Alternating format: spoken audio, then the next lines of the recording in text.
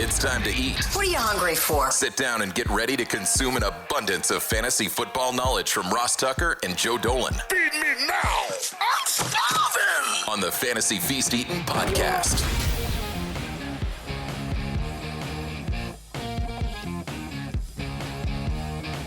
Yeah, let's eat, baby. It is the Fantasy Feast Eating Podcast. We are, of course, presented by DraftKings. I love those dudes and dudettes. I always mean dudes, non-gender specific, but especially those of you that take advantage of the code Ross over there. Very, very nice. There's a lot of things to bet on right now, by the way. We got the Masters coming up next week. We got Final Four men's and women's. Just use the code Ross over at DraftKings on the DraftKings app. We are continuing our series this week and next week, recapping Joe's thoughts on where these free agent skill position players landed so that you know whether you're playing best ball now or you're just gearing up or you're playing Dynasty or you're gearing up for redraft, you get Joe's initial thoughts on the landing spots for these free agents. We will have a couple of pre-draft episodes talking about the prospects a little bit before we have their landing spots. And at that point, we obviously will dive in very deep. When I mention Joe, of course, I'm talking about the star of the show, Joe Dolan, the original fantasy gangster at FG_Dolan.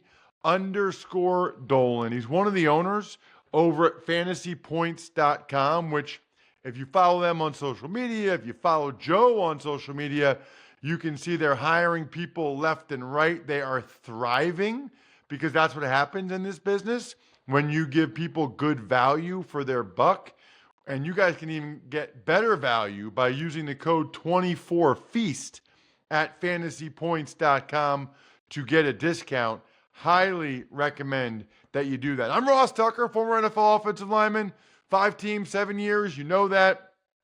I thought Andrew Brandt had some really interesting points on today's Ross Tucker football podcast, talking about the owners' meeting, some of the rules, how they're playing on Christmas, basically kind of the polar opposite of this conversation, right? This is like a hardcore football conversation with the fantasy element. Andrew was all about that business, all about that bread, all about that money. Although we will talk about money on today's show as it relates to the commitment from these teams. Check me out on social media at Ross Tucker NFL. We'll have the great Greg Cosell on tomorrow's Ross Tucker football podcast talking O-line, I think, or maybe D-line. I got to ask him. But O-line or D-line prospects for the NFL draft.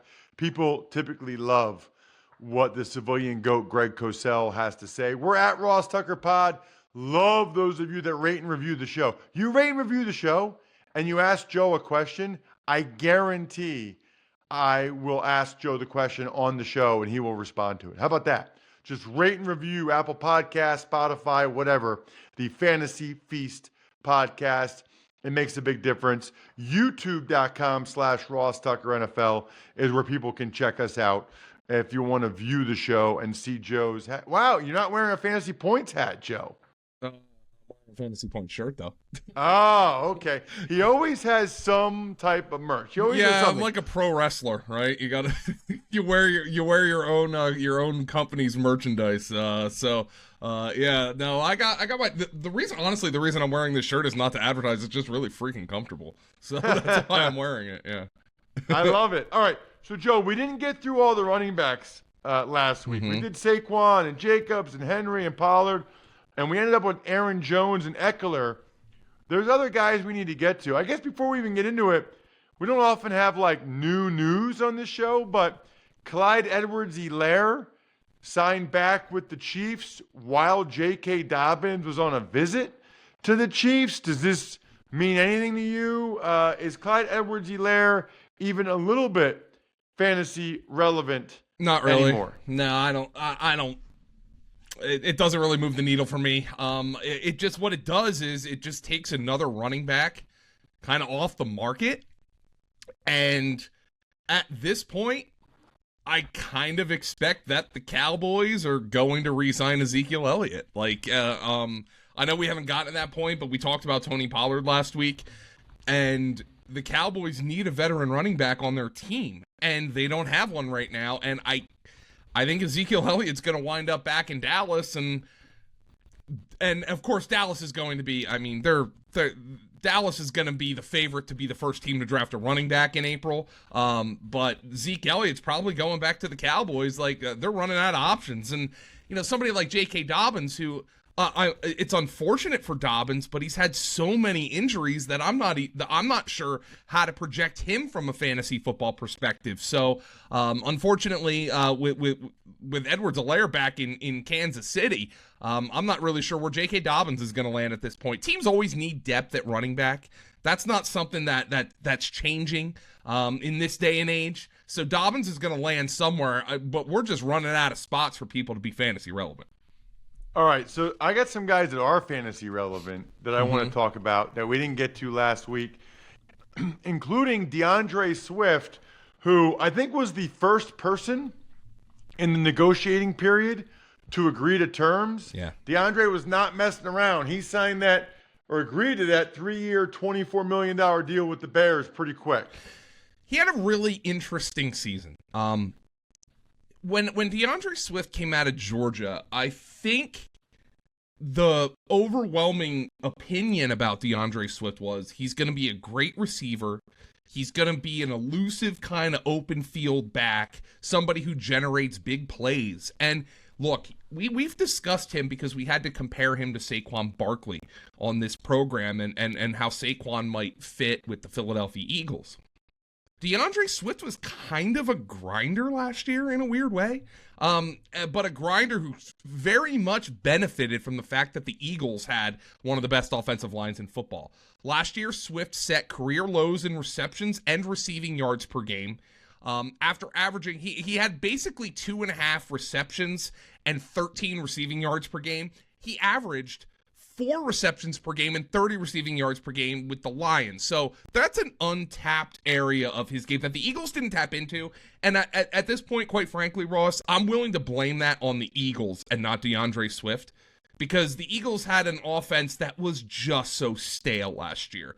It functioned well because of the talent on it, but the scheme was not good at all. It was not creative. So I think there's more in as a receiver for DeAndre Swift. But the thing about Swift was he averaged the 7th most yards before contact per rush attempt last year, obviously, because he played behind the Eagles' offensive line. But of qualified running backs, Swift was the 10th worst in yards after contact per rush attempt. So he essentially got what was blocked for him and very little more. And I wonder if that's the kind of running back he's going to be. The Bears do not have the Eagles' offensive line, but they're going to have a very talented offense. Caleb Williams, I think, is the favorite to be the number 1 overall pick. I don't think there's been any discussion to otherwise at this point. So it looks like it's going to be Caleb Williams, and Caleb Williams is certainly going to provide the Chicago Bears with the run element to the game. Maybe not as much as Justin Fields, but there's going to be part of that. They have good receivers. They need some help on the offensive line, but I don't think there's any reason they can't improve there. The problem for DeAndre Swift is Rashawn Johnson's there, Khalil Herbert's still there, and those guys have shown some good things. And both of those guys are way better than what the Eagles had behind Swift and Kenny Gainwell last year. So what kind of a carry split is DeAndre Swift going to show? Now, the contract that they gave him certainly suggests that they view DeAndre Swift as their number 1 as their number 1 running back. But teams split their carries in many ways at this point. DeAndre Swift currently on best ball sites coming off the board with like a 7th, 8th round pick. And I kind of agree with that. Like, I'm not sure the guy I saw last year is going to thrive in a non-pristine situation, even if there's an opportunity for the Chicago Bears to throw him the football more, which I think they will do. I will say, I think, especially with the new OC there, I do think it's a good sign that was clearly the guy they targeted and went after and got. Even with Herbert and Rashawn Johnson there. Like, they wanted Swift badly. Some of the other names I think are interesting. Joe, what about Zack Moss with the Bengals? It's only 2 years, $8 million. He did some good things for the Colts last year. Joe Mixon's gone. I think Zack Moss has. Does he have sneaky league winner potential? This is going to be a really interesting backfield. If you're looking at some other, if you're looking at some best ball sites, current ADP has Zack Moss and Chase Brown coming off the board literally back to back in the 10th round. Like that's literally Zack Moss goes one pick, Chase Brown goes the next. And I think what the Bengals did here is they didn't want to pay Joe Mixon. Joe Mixon did get paid, by the way, and we will talk about him. But they didn't want to pay Joe Mixon. Joe Mixon's given them thousands of touches over the years, and that's kind of what the Bengals did the old school thing with the running back. They used him and abused him, and now he's out of town, even though they did give him a second contract. But Zack Moss is coming in, and what I really think this is going to be is kind of an insurance policy for Chase Brown, who late in the season last year gave the Bengals some big plays, and he's earned a look as part of a committee, and that's what current ADP has them. It has them as pretty much a split committee. Brown, last year ran for final 6 games, ran for 173 yards, and had 149 receiving yards over the final 6 games. Brown played just 22% of the snaps over that span, but he was very clearly a lightning to Joe Mixon's thunder. Moss, though, he profiles kind of as the early down and goal line back, I think, for the Bengals. This is going to be a training camp battle to watch. I want to see what Bengal beat writers are saying about how Chase Brown looks in camp, but this is from Scott Barrett, who dug this up on Fantasy Points data. The Bengals play almost exclusively out of shotgun. In 2023, the two teams who ran the most running back carries out of shotgun were the Indianapolis Colts and the Cincinnati Bengals. Those were 1 and 2. Out of shotgun, Zack Moss averaged 5.2 yards per carry. Joe Mixon averaged 4.6. So the Bengals watched the Colts and was like, this guy, Zack Moss, who's going to be a free agent, absolutely fits our scheme. He runs from shotgun, and he runs very well from shotgun. That is why they signed Zack Moss. So I think it's a very interesting scheme fit. Moss was better after contact than Joe Mixon was, but this is still going to be a battle to watch in training camp. I wouldn't be stunned if both Zack Moss and Chase Brown were fantasy relevant as kind of RB2, RB3s this year. Moss is a guy who's scoring touchdowns. Chase Brown is a guy who's catching passes and creating big plays. Well, we talked about Joe Mixon. I want to dive into Joe Mixon a little bit deeper after I tell you how much I love diving into Labatt Blue Light. It is delicious. I drink it with my friends. I drink it while I'm watching hoops. I drink it with my family. I drink it on weekends. I drink it often, and I always enjoy it responsibly. It's delicious beer, Labatt USA, Buffalo, New York. Joe, let's talk about the other Joe, Mixon with the Texans. Singletary's out. He's with the Giants. We'll get to him. What do you have for Mixon? So the Texans were clearly a team that was in the market for a running back. They were discussed as a team that would be interested in Saquon Barkley, which I thought would have been a good fit if they signed him. The Bengals trade him to the Texans for a 7th round pick, and really it just looked like the Texans were like, let's get a guy in here on a 1-year deal and see what happens. And then they extended him. And it's more than a 1-year deal because they'd only save $1.5 million against the cap if they cut him next year. So it looks like the Texans view Joe Mixon as somebody who has a lot left in the tank. Mixon's been a top 20 running back by scoring in each of the last 6 seasons. So he's been very consistent for fantasy, even if he's never really been like a must-have player. He's somebody who's finished inside the top 10 in 3 of the last 6 years, inside the top 12 in 5 of the last 6 years, and inside the top 20 in all of the last 6 years as a fantasy football running back. And according to fantasy points data, the problem for Mixon is his yards after contact has fallen in each of the last 2 seasons after his career best season in 2021. But Mixon was better than Devin Singletary in that regard. So I think the Texans view Mixon as an upgrade on Devin Singletary, who ended up with the Giants. Remember last year we discussed Dameon Pierce was not a fit in Bobby Slowick's offense. I think Joe Mixon is a better fit for what Bobby Slowick does.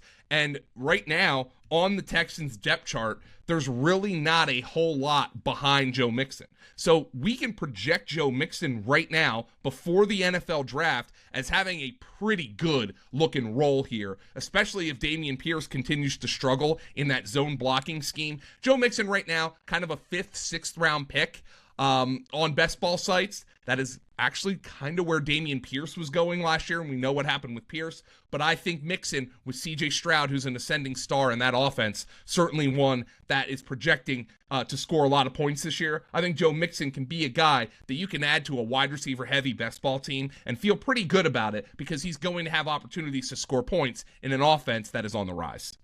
Cowboys, that's what they should do. They should trade for Dameon Pierce. That I would love that move. Yeah, he's for a the young back. Cowboys. He's a young back who just isn't a scheme fit. And as we've seen with some of these guys who struggle in one place, they can go somewhere else and look at Zack Moss. You know, somebody who just struggled with the team that drafted him, but he ended up going to the Colts and looking really good after the trade and got himself a good second contract. So yeah, Dameon Pierce is a guy I'd watch in trade talks around the NFL draft.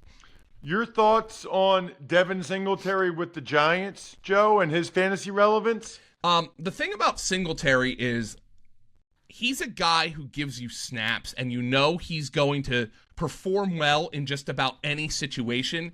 He's just not a guy who's going to move the needle. I think he's an attitude runner. Remember, they call him Motor. That's his nickname. I think that's what everybody around him calls him. But they're giving him $9.5 million guaranteed after choosing not to pay Saquon Barkley, which is interesting. The thing about Singletary was he was a better zone blocking fit than Dameon Pierce was with the Texans. He averaged 4.3 yards per carry on his zone carries last year. The Giants ran zone blocking on virtually 60% of their carries, so he is going to be a scheme fit. But from a volume standpoint, I just don't think he's going to have it with the Giants. He's a 10th round pick. He's actually going off the board in the same round as Zack Moss and Chase Brown. I'd probably rather have both of those guys than draft Devin Singletary at this point. Thoughts on Antonio Gibson to the Patriots, Joe? The problem with Gibson is that offense is just so bad, and their receivers are so bad. We don't know who's going. We presume it's going to be a rookie quarterback, but maybe it's going to be Jacoby Brissett.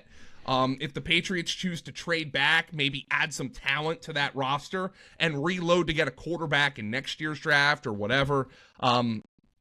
He's going to be their receiving back. He might be their best receiver on that team for all I know. So he's going off the board late in best ball drafts. He's going off in like the 13th, 14th round. That's about right for him. And I'm fine drafting him at that spot, quite frankly, Ross. Just because of the perceived upside or whatever. The Patriots view him as their passing down back. It's a ding to Ramondre Stevenson, but that offense is so bad, I'm not sure I'm drafting many Patriots at all. Last guy I wanted to ask you about is just Gus Edwards with the Chargers. Because it's the Chargers, because it's Harbaugh, because we think they want to run the ball, and because I can envision Gus having a bunch of touchdowns, what do you think about his fantasy prospects? I think everybody on planet Earth has mocked Blake Corum to the Chargers in the second round because they don't have – look, they have Isaiah Spiller who's done nothing in his career so far, and then they have Gus Edwards, who's had a lot of injuries, but he also had 13 rushing touchdowns last year. And Jim Harbaugh does not believe in the forward pass. So there's an opportunity here for a lot of look, you still have Justin Herbert, who's a really good quarterback, but the receiving group isn't great right now. Quentin Johnston, Joshua Palmer, little unproven, Darius Davis. So even though you have Justin Herbert, It looks like they're going to run the ball quite a bit. Gus Edwards is a scheme fit, obviously. He's familiar with Greg Roman. He played in his offense for a good number of years in Baltimore.